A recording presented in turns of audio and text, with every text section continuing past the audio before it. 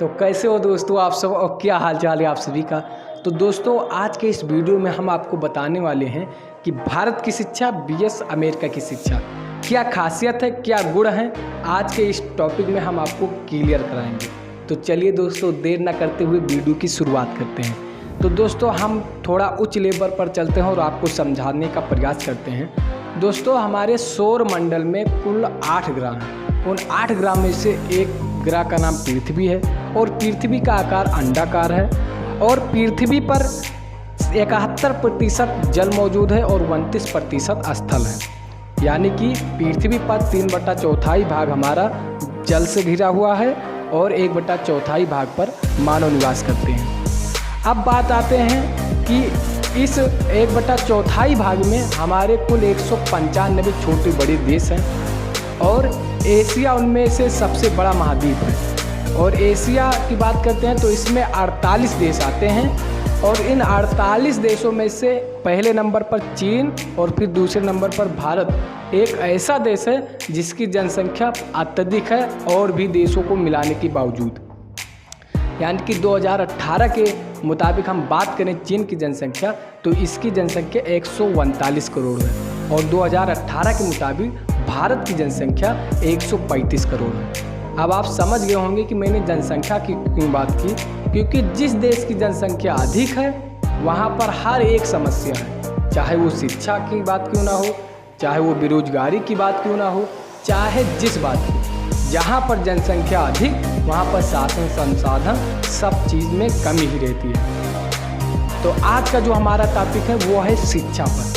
तो शिक्षा के बारे में हम आपको गहनता से समझाएंगे कि क्यों भारत की शिक्षा इतनी नीचे स्तर पर है और क्यों अमेरिका की शिक्षा इतनी उच्च स्तर पर है। तो चलिए वीडियो की शुरुआत करते हैं। तो दोस्तों पहले नंबर बात करते हैं हम भारत की। दोस्तों 1947 के मुताबिक भारत की कुल साक्षरता दर मात्र 18% थी। वहीं 2011 के मुताबिक वह बढ़कर 74.06% हो गई। भारत की जीडीपी का अभी तक 4.43% शिक्षा पर खर्च किया जाता था, लेकिन राष्ट्रीय शिक्षा नीति नेशनल एजुकेशन पॉलिसी 2020 के तहत अब इसे 6% खर्च करने का लक्ष्य भारत सरकार ने रख दी है।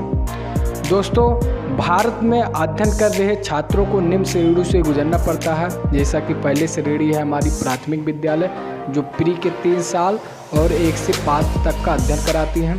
फिर हमारा मुख्य शिक्षा हो गया जो कि 5, 6, 7, 8 हो गया और फिर उसके बाद में दोस्तों हमारा आता है माध्यमिक शिक्षा यानी कि 9, 10 और उच्च माध्यमिक शिक्षा 11, 12। फिर उसके बाद में आता है स्नातक।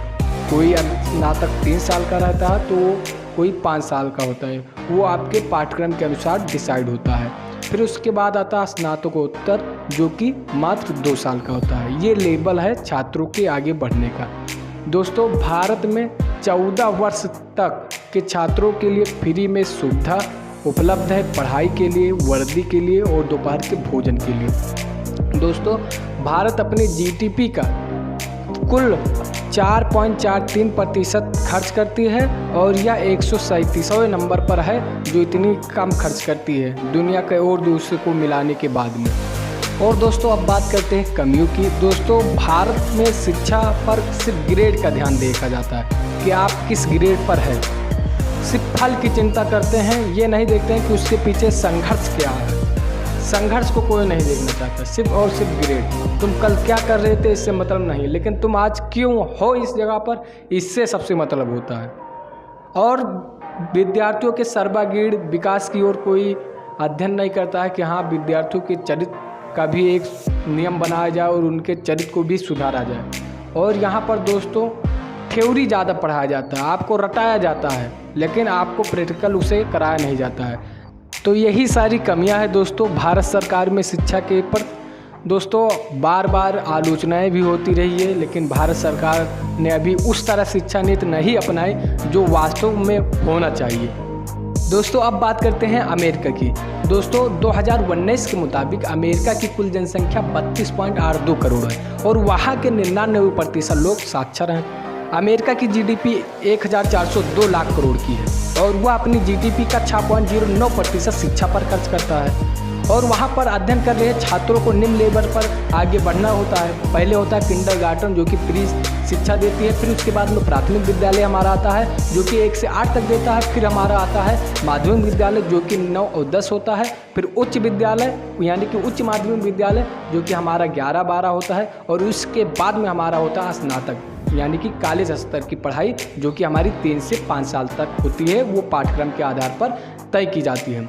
और दोस्तों इसके बाद में भारत सरकार के अपेक्षा अमेरिका में जो फीस है वो $5,000 से $10,000 है, यानी कि एक हिसाब से बहुत महंगी फीस है। वहीं भारत की पढ़ाई अगर देखें तो बहुत ही सस्ती फीस में हो जाती है दोस्तों। तो कैसी रही दोस्तों यह जानकारी, हमें कमेंट करके ज़रूर बताएं। और हाँ, अगर हमारे चैनल पर आप नए हैं तो उसको सब्सक्राइब कर लीजिए और बेल आइकन को दबा दीजिए ताकि ऐसी ही जानकारी आपको मिलते रहें। मिलते हैं अपने नए वीडियो में नए उल्लास के लिए।